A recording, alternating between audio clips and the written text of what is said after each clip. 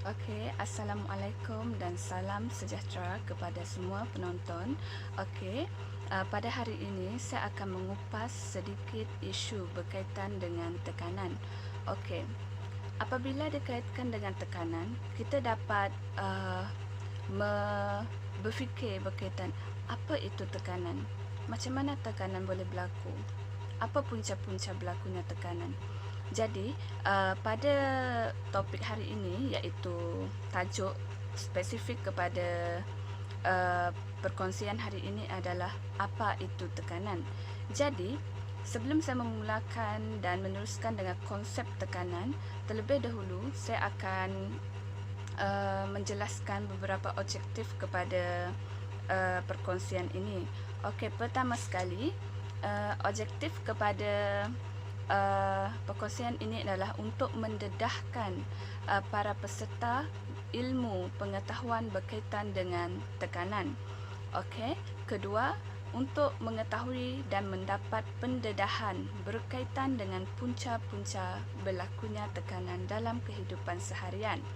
Okey, sebelum saya memulakan, seperti yang kita semua dah tahu, okey, sekarang merupakan wabak COVID-19, iaitu pandemik COVID-19 yang berlaku baru-baru ini, iaitu pada tahun 2020, coronavirus, dan perkara ini sedikit sebanyak sangat mengganggu kehidupan setiap individu. Kerana wabak ini bukan sahaja berlaku di negara kita namun di seluruh dunia. Jadi pandemik COVID-19 ini banyak mendatangkan tekanan ataupun stres kepada diri setiap individu. Jadi maksud dia kat sini, apabila berlakunya sesuatu wabak, kita akan macam wabak yang berbahaya ataupun yang boleh mendatangkan kerisauan, kegelisahan dalam diri kita. Jadi kita macam was-was ataupun tak pasti dan sering berfikir yang negatif apa akan berlaku sekiranya ahli keluarga, diri sendiri terkena penyakit tersebut ataupun terkena virus tersebut. Jadi perkara ini memang akan mendatangkan tekanan ataupun perasaan yang sangat nervous ataupun sangat risau akan perkara yang akan datang berkaitan dengan isu coronavirus. Jadi kat sini, tekanan itu lebih kepada perkara yang berlaku dalam diri kita sendiri, di mana tekanan ini boleh dikatakan sesuatu desakan ataupun satu reaksi yang bertindak balas terhadap tubuh badan manusia ataupun seorang individu berikutan dengan peristiwa yang berlaku terhadap dirinya. Sebagai contoh, macam ada berlaku sesuatu problem berlaku dan masalah yang berlaku itu, tekanan boleh berlaku apabila seseorang individu itu asyik pusing-pusing ataupun asyik memikirkan berkaitan dengan masalah tersebut tanpa memikirkan jalan penyelesaian terhadap masalah tersebut. Jadi masalah yang timbul itu akan mendatangkan tekanan kepada individu. Maksud dia kat sini, tekanan berlaku apabila seseorang itu terus menerus memikirkan berkaitan dengan masalah tersebut tanpa sekalipun terdetik dekat fikiran dia nak macam apa yang patut dilakukan untuk menghadapi masalah tersebut, apa yang patut dipertimbangkan, apa yang sepatutnya dilakukan. Kerana apabila orang mengalami tekanan itu, ia bergantung pada diri seseorang individu tersebut. Contohnya, jika seseorang itu mempunyai masalah, cara dia nak menyelesaikan ataupun cara dia berhadapan dengan masalah tersebut tidak sama di antara satu individu kepada satu individu lain, sebab setiap manusia mempunyai keunikan dia sendiri. Jadi kat sini, apabila berlakunya tekanan, ada sesetengah individu ataupun manusia, dia macam akan dapat mengatasi tekanan yang dihadapi dengan cara yang macam ni, and then yang seorang lagi dengan cara macam ni.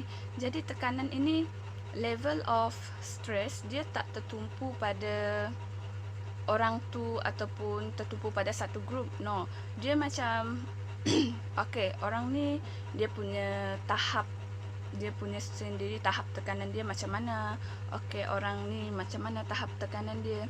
Jadi macam benda ni dia depend on individu lah, macam mana dia nak mengatasi tekanan tersebut. Jadi memang tidak dinafikan setiap manusia mempunyai ataupun akan mengalami stres ataupun tekanan. Kerana tekanan ini boleh berlaku sekiranya ada stressor kepada tekanan. Macam jika masalah tu berlaku, dia ada disebabkan oleh sesuatu. Jadi apabila sesuatu masalah itu datang, itulah yang akan menjadi penyebab kepada stres. Okey?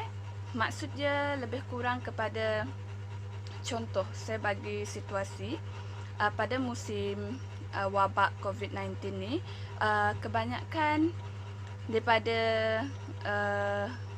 manusia ataupun individu dia macam banyak mengalami tekanan. Sebagai contohlah, satu situasi di mana seorang pekerja yang tidak dapat menunaikan tanggungjawab secara normal ataupun secara sebelum ini disebabkan oleh COVID-19 yang sangat mempunyai limitasi untuk membuat pergerakan. Okey, apabila pergerakan terbatas, dia macam akan menimbulkan sesuatu tekanan dalam diri individu tersebut. Pertama sekali, contoh kebiasaan dia pergi kerja pada jam 7 pagi, and then dia terus menunaikan ataupun menjalankan tanggungjawab dekat office, and then tetapi disebabkan oleh COVID-19 ni, dengan PKP yang dijalankan, jadi terdapat banyak batasan ataupun limitasi yang terpaksa diikut untuk kebaikan sendiri. Macam apabila sampai dekat office, dia perlu menyelesaikan pelbagai kerja-kerja yang sebelumnya yang belum dapat diselesaikan, dan apabila kerja tersebut tidak dapat diselesaikan di office, maka pekerja tersebut terpaksa membawa kerja balik ke rumah, dan satu norma baharu yang perlu dipatuhi iaitu macam kehidupan yang terpaksa membuat kerja dari rumah, and then bekerja dari menggunakan atas talian sahaja, dan macam perlu berjumpa ataupun buat mesyuarat atas talian. Semua tu akan boleh mendatangkan tekanan pada diri setiap individu. Ia bergantunglah pada setiap individu, tidak semua, tapi dia bergantung pada setiap individu. Contoh tekanan akan berlaku apabila seseorang tadi pekerja, masih situasi yang sama.